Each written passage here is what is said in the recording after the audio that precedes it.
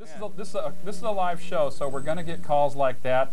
People just want to try to get on the air. Kind of a sad commentary, but we can just ignore them because they're not showing very much intelligence, if any at all. Okay. We'll keep taking some more calls. We need some good questions. Bill, how do you think he got the title of colonel? Was he a true colonel? I think it was more of an affectionate title bestowed on him by friends, kind of like Colonel Harlan Sanders with the Kentucky Fried Chicken, where he wasn't really a colonel. I hate to break that to you. Colonel Sanders was not a colonel? No. Well, that kind of ruins my evening, but I think we have another caller here, do we? Oh, we don't have a caller. Okay. Lines are open. If you ever want to call us, now's your chance. Lines are open. Test us. Call us and test us. Ask us any question you have. Just kind of keep it non-racist and as clean as you can keep it. And some decent questions. We do know that Colonel Ebey in 1850 claimed 640 acres on a prairie that still bears his name. Nice chunk of land up there. In 1851, his wife, 2 sons, her 3 brothers, and the Crockett family came overland from the east to the Puget Sound country. I wonder if there's any relation to Davy Crockett, that family. I don't know. Crockett was a fairly common name in those days. I think it was. Oh, we have another caller. Caller, go ahead. Tell us your name and whereabouts you're calling from. Hello. Hi there. White fucking power. Whoa. Wow, we got some real we've got some Aryans listening to our show tonight, so get off our lines, just please ignore those calls. We need some good, decent callers out there if you have some questions. I'm sure there must be some other people watching. Yeah, try to keep those nimrods away from us here. Anyway, he came overland east of the Puget Sound country and settled up on Whidbey Island, where it's now Ebey's landing, that area near Coopville on Whidbey Island. How you doing? Okay, Bill, was anything known about Ebey? What kind of man he was, Bill? Well, he was like most people, a very sociable man, chewed tobacco, drank whiskey. He did die at a very early age. He was only 39 years old when the Indians chopped his head off. 39 years old, but I understand that he lived he lived quite a full life up to the age of 39. It had kind of a terrible ending to it. But it did end there, and we're going to tell you more about the story of how we actually met his untimely ending with the Indians. It's quite an ironic story, and it teaches you, in my opinion, he should have had a peephole in his door, so he could have looked through it first to see who was standing out there waiting for him with hatchets and everything. The interesting thing, this all really happened. This is all documented in the history books. Yeah, we've done a lot of research on this, and what we decided to do, and we took it upon ourselves to visit the site with our sensitive research equipment. We'll get to that later, though. We have a phone call now? We have a call. Okay. Caller, you're on the air. Could you tell us your name? Hello? Yes, hi, caller. Could you tell us your name? Abdul Rahim. Abdul? Hi, do you have a question for us? Yes. What's the ghost name?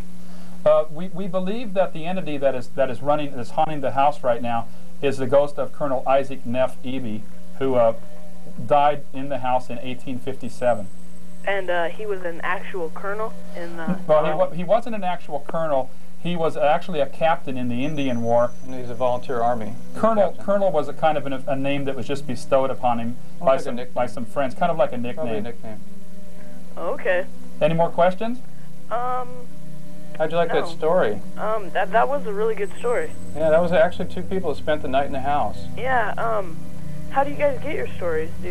We do a lot of research. We're given tips. This story actually came from one of the viewers of our show here. They called up on our direct line, which we're going to give after the show. It's a message line, actually. We have a voicemail. Leave us a voicemail. And they told us of this story, and we did the research and came up with the rest. We really appreciate viewer input. It's the crux of our show. Yeah. They do. Who does the camera work and acting and things like this? We kind of all take turns doing it. Yeah, our cameraman is Don Morley. He's about the best cameraman you can find around here. Yeah, it looked very professional. Thank you very much. Thanks a lot.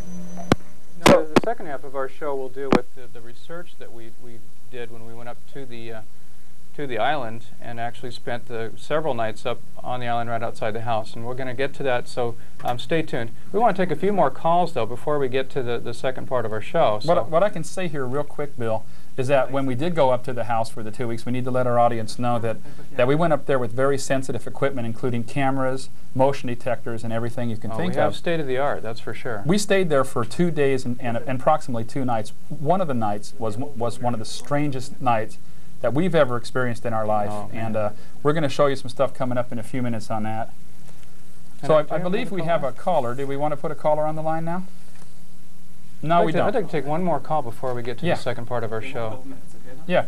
No, we're ready. We'll take a call right now if it's possible. Yeah. Oh, good. Okay, caller, I think you're on the air. Yeah. Hi, caller. Hi, I'm Craig from Des Moines. Hi, Craig. What's your question? Basically, the question I have is, my thought is, could it be ghosts or could it be a part of the spirit world? Could it be spirits that are masquerading as the sky? Yeah, that's a good point. You know, we really don't have an answer for that. All we know is that we, based upon the legend that we heard about around the house, and then we went to investigate it, we detected that something actually is happening there. Could be happening there too. A lot of hauntings happening around where murders have taken place. Have you guys been there? Yes. Oh yeah. Yes. And have you stayed there? Yes. Oh yeah. Have you seen the phenomena? Or? Yes, we saw some things that we cannot explain, and we're going to show. We've actually got some of that on film. It's going to be upcoming in just a few minutes. And but we can't answer the question whether or not it's spirits masquerading as ghosts or not. We just know that it's something that you normally don't see every day in everyday life. Well, let me just add, I think from my perspective, from a Christian perspective, I think a lot of times it's demonic spirits. But, you know, it could be that, but that's my viewpoint. Could be, but it's still pretty incredible to actually capture them on film. Yeah. Okay, well, thanks. Some of that too for you. Thanks for your call, Craig. Thanks a lot. Okay, so now, Don, if possible, we'd like to roll the film clip some of the film clip that we rolled, that we experienced when we spent that night in the house. And stay tuned for some pretty scary sights take some here. more calls here. We have another experience to relate to you later too. Okay, Don, roll it.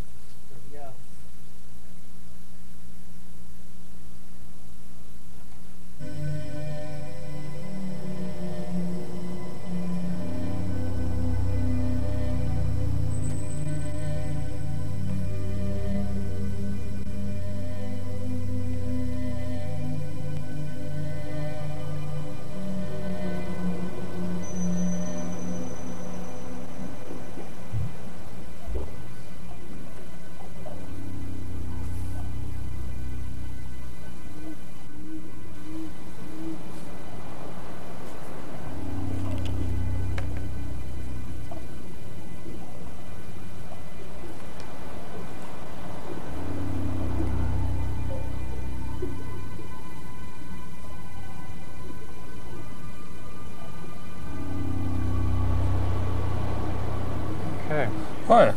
Oh, you know, it kind of looked like a face in that film footage we captured. Yeah, we're going to show that again because we might have had a little technical difficulty on that clip. I'm not quite sure. Did it come through? I'm not quite sure if it came through. Did it come through? The contrast looked low. Okay. What we're going to do is if we have another call coming in here, we'll take it. Well, otherwise, I think we're going to redo this clip and show it again. There's something on that film. We captured it. We weren't actually there. We were asleep when this happened. And we went back over the film and detected some phenomena here. We're trying to show it. Yeah, we viewed this outside of the studio here, and we definitely saw something that I think you will agree it resembles a face of some kind. We didn't actually think that we had experienced anything at the time, but here we've got it queued up again. Let's go ahead and roll it again, Don. I'm going to try to freeze frame it too. Okay.